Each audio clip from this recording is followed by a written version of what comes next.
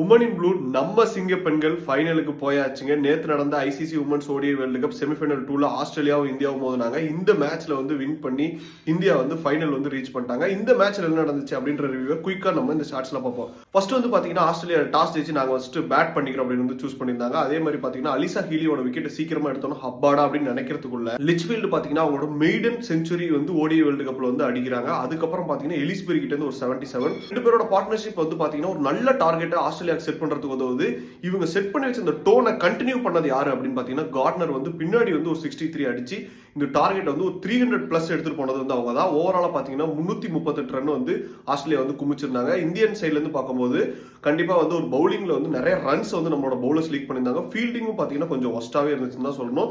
சரானி கிட்ட இருந்து ஒரு நல்ல ஸ்பெல் நம்மளால பார்க்க முடிஞ்சு.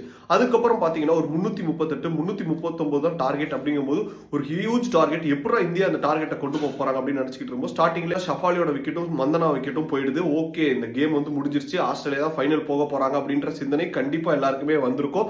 அங்கதான் பாத்தீங்கன்னா அவங்களுக்கு டிஸ்ட்ராக்டிவ் பார்ட்னர்ஷிப்னா நமக்கு ஒரு டைனமிக் டியோ ஜாயின் பண்றாங்க. யார் அப்படின்னு பாத்தீங்கன்னா ஜெமிமாவும் நம்ம ஹர்மன் பிரீத் கவுர் கேப்டனும். நமக்கு தெரியும் கவுர் பாத்தீங்க அப்படின்னா ஆஸ்திரேலியா பார்த்தாலே அடிப்பாங்க. அதுவும் இந்த நாக் அவுட் கேம்ஸ்ல அவங்கள்ட்ட ஒரு நல்ல பெர்ஃபார்மன்ஸ் வரும். அதே மாதிரி பாத்தீங்கன்னா நேத்து சூப்பர் பெர்ஃபார்மன்ஸ், ஒரு 89 ரன்ஸ் அடிச்சிருந்தாங்க. அதுக்கப்புறம் ஜெமிமா ஹோம் டவுன் ஹீரோங்க, அவங்களோட சொந்த ஊர்ல தரமான இன்னிங்ஸ் மறந்துடக்கூடாது.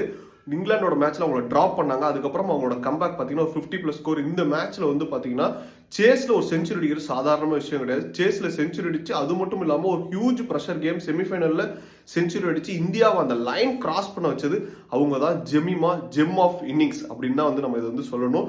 What a champion, what a moment. இந்த சேஸை கம்ஃபர்டபுளா ஒரு 9 பால் ஸ்பேர்ல நம்ம முடிச்சிருந்தோம். கடைசியில நல்ல கான்ட்ரிபியூஷன் கொடுத்தது தீப்தி சர்மா, ரிச்சா கோஸ், அதுக்கப்புறம் அமன்ஜோத் கவுர். இவன் நல்ல பேட்டிங் பிரில்லியன்ஸால தான் இந்த மேட்ச் நம்மளால வின் பண்ண முடிஞ்சு. ஞாயிற்றுக்கிழமை சவுத் ஆப்பிரிக்காவை நம்ம சந்திக்க போறோம். உங்களோட ப்ரெடிக்ஷன்ஸை மறக்காம கமெண்ட் செக்ஷன்ல சொல்லிருங்க. எனக்கு என்னமோ கவுர் அந்த டிராஃபியை தூக்கிடுவாங்க தாங்க தோணுது.